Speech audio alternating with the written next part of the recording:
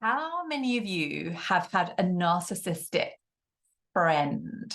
I feel like this doesn't get talked about enough. And I remember having a client come to me one day and she said she'd just been completely annihilated by this friendship that was all about the friend and not about her. And it ended up actually affecting her marriage, my client's marriage, because this narcissistic friend came in and demanded so much attention and help that my client started to give it all to this friend of hers. So how many of you have had that? I'd really like to know in the comments below. And has it been mostly girlfriends? Has it been guy friends? So, narcissistic abuse is narcissistic abuse. But what usually happens in narcissistic friendships is there's like a little window in the beginning where that narcissistic friend is everything you think you've ever wanted in a friend. And you're like, wow, this person really gets me. Let's say it's a girlfriend. She really gets me, like she's really on my wavelength. But what you'll find is that at the beginning of the friendship, she will be asking you a lot of questions because she's on a fact-finding mission. She wants to know as much about you as possible so she can start to mirror you. And as she starts to mirror you, you think, great, I met a me person. And all she's doing is she's doing a pattern that she's done with a whole host of other people. She's mirroring you until she starts to know what buttons to push. And then she can start coming into that control where she's going to start to really control your energy, really grab you and really start bringing you into her world because she doesn't really care about you, right? It's all about her. And then you're going to find pretty soon that you're going to be walking on eggshells. You're going to be blamed for things you haven't done. You're going to be made responsible for lots of issues she has in her life. She might be calling you and dumping on you. I call them dump and runs. Now, that's not just from narcissists. That's from people in general who don't even realize. But a dump and run is when a friend will ring you or text you, not check in to see, hey, can you hear this right now? Just dump whatever issue they've got. Then she'll feel better. She'll walk away. And you'll feel worse because you will have dealt with all of it. But nowhere in the conversation will she say to you, hey, how are you? How are you really, really doing? And so it might be that you're having these conversations where even after an hour, there's nothing, you're not being asked how you are. And if they do ask, maybe it's at the end of the hour. And by the time they ask, you can feel they're not really interested, but it'll just be like, oh, and how are you? And as you start talking, you feel like their attention's already gone somewhere else. They've actually already left the building. And so you start talking about how you are. And because you feel that, because you're sensitive, you start going, and you just stop. You literally stop. It's almost like you're no longer interesting. All you are is an energy source for the friend.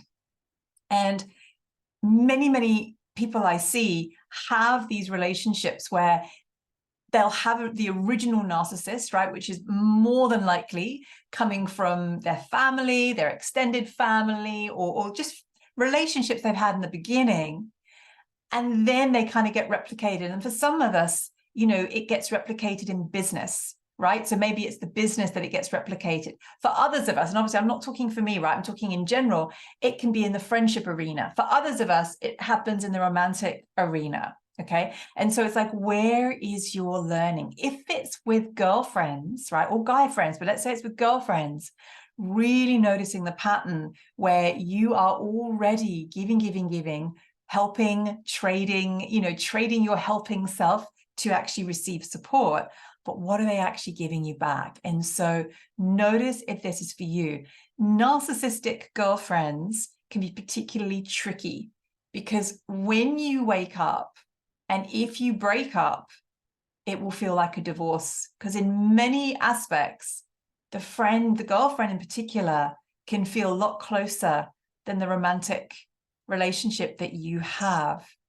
So if this is you, it can be really, really hard. And one of the ways to really break that cycle is to break up with the cycle rather than the person. The person you'll break up with eventually, but to break up with the cycle, because it's never going to end. It's always going to be like this.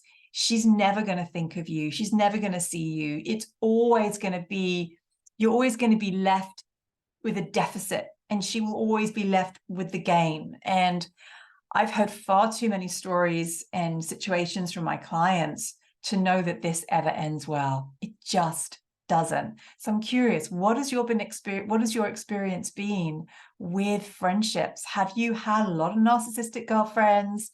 Do you feel that you're not anymore? You've got some really close friends, or are you still working through it? Narcissistic girlfriends, usually they won't let go of you until you let go of them, because as long as you're still giving to them, they're still getting. And as long as they're still getting, they're still going to come for you. So one of the brilliant things you can do is to start to withdraw your energy from the relationship. Just start to be a little less available. When they call, don't answer immediately. When they text, don't answer immediately. Maybe you let it go an hour, 2 hours. Maybe you can let it go a few days. Start to wean them off you by cutting off their supply, cutting off the energy that you give them.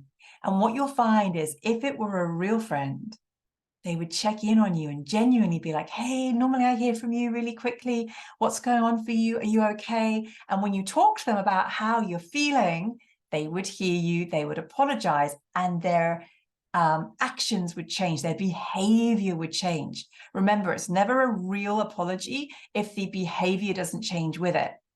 But if it is narcissistic, they may do that, but you'll know it's not real, right? And they'll revert back pretty quickly, or they'll hear you out for maybe 3 or 4 seconds, and then they'll come back to themselves again. So these friendships, they never change. They are literally initiations for you to say, okay, you couldn't heal it with the original person, right, that you grew up with, or you haven't healed it fully yet.